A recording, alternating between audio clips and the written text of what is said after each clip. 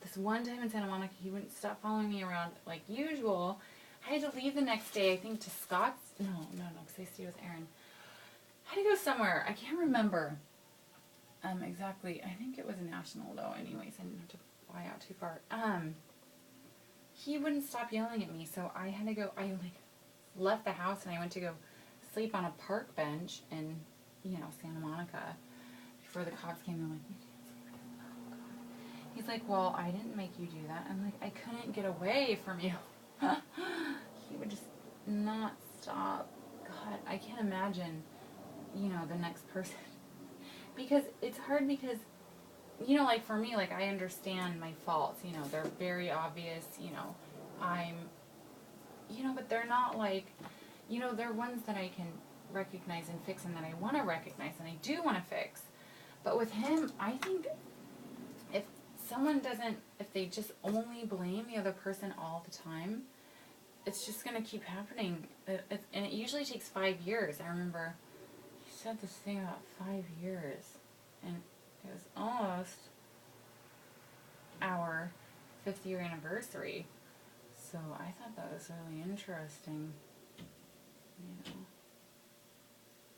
But I was really good to Nathan. I mean, I was really good to him. Better, and I learned a lot, He was really good at it.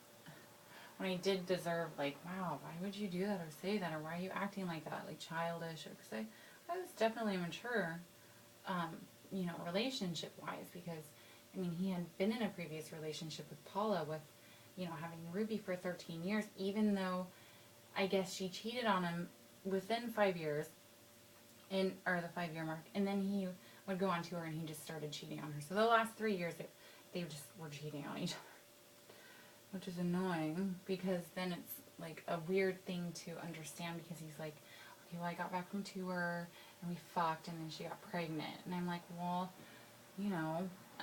cover it up and just be responsible anyways. And he's like, well, she stopped taking her birth control because she wanted kids. And I'm like, you guys were sleeping with a lot of other people. That doesn't make sense.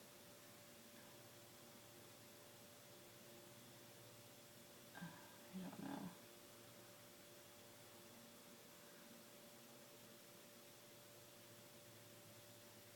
I think my end all thing as well is I could never have a child with Nathan, because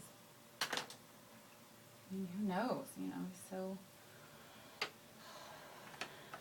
I know it's really annoying and repetitive and basically cliche to say he's, selfish, but it really is, I mean,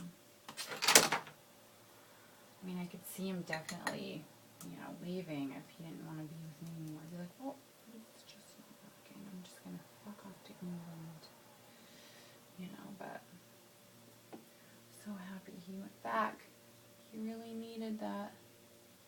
Now he's got all this stuff booked. He's happy, I think. He's making tons of money.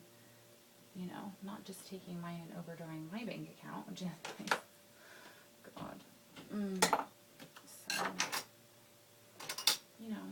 he needed that, and I do love him immensely, and that's why, because some people, he, would never leave. He asked me for a divorce, and I'm like, oh, fine, fuck it, I'm leaving, whatever. I go to Scottsdale, and then I get back and I stay with Aaron, and then I drove up here. In 15 hours, I think I made 4 stops for petrol, and I remember I was talking to my friend Michael, and then I ate some pineapple at a gas station, and got some cigarettes, probably. And then I, drove here, and, and then he's like crying. How could you leave me? You abandoned me. I'm like, how can one person be so weird? Like, if I asked someone to leave and then they left, obviously I would know why they left because I asked them to. It's like he just expects, I don't know what he expects. I don't know. That guy's weird. He's wired way different than I am. The things that I really liked about him that I found the most attractive, well, naturally, is his epic music making capabilities. You know, he is by far exceptionally talented, and it was just sad to watch it just go away. I mean, just dwindle away, you know. And it's funny because he blames everything else. Like, I had to sell my equipment, I had to do this and this and this. And I'm like, well, then stop chasing things, you know, stop selling things to move and then